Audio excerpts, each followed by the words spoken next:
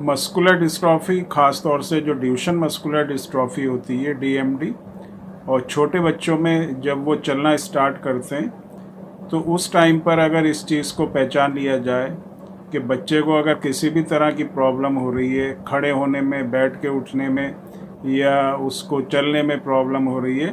तो अगर हम इसको इधर उधर ना जाकर इधर उधर ना सोचें और टाइम को जो है ख़राब ना करें, और इनिशियली अगर उसको स्टार्टिंग में ही पहचान लिया जाए कि जो प्रॉब्लम है ये मस्कुलर डिस्ट्रॉफी की वजह से है, और उसको हम जल्दी से कर सकते हैं। क्योंकि बहुत ज़्यादा टाइम जो है इसी में वेस्ट हो जाता है कि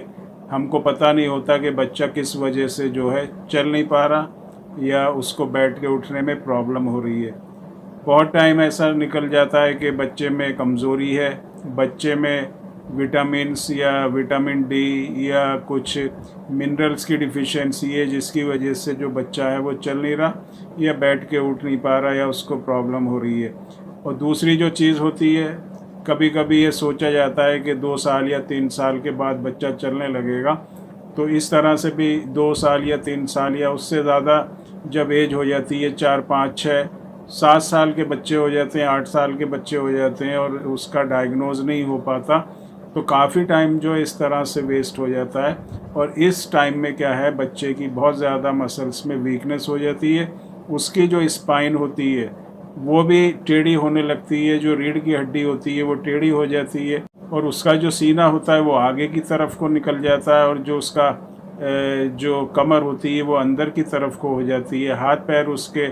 इस एज तक आते आते टेढ़े होने लगते हैं और बच्चा इतना वीक हो जाता है कि अब वो हिल भी नहीं सकता, और उसको फिर ट्रीट करना और उसके अंदर इम्प्रूवमेंट करना,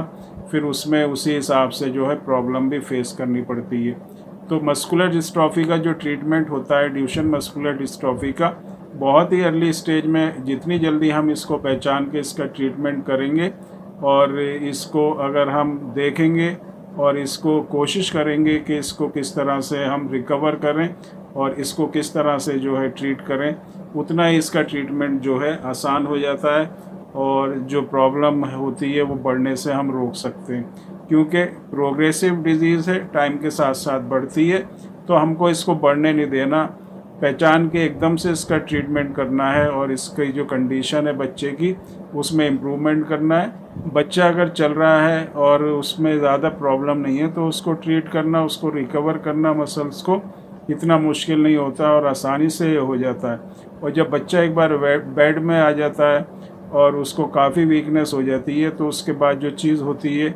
जिस पे हम ध्यान देते हैं या जिस पे ध्यान देना भी चाहिए, वो है उसके इंटरनल ऑर्गन्स जो है वो डैमेज ना हो, वहाँ की मसल्स जो है ख़राब ना हो, और बच्चे की लाइफ के ऊपर कोई ऐसी बात ना आए जिससे उसकी लाइफ में थ्रेट आए या उसकी ज़िंदगी के ऊपर कोई प्रॉब्लम आए। तो दोनों ही चीज़ें होती हैं, एक तो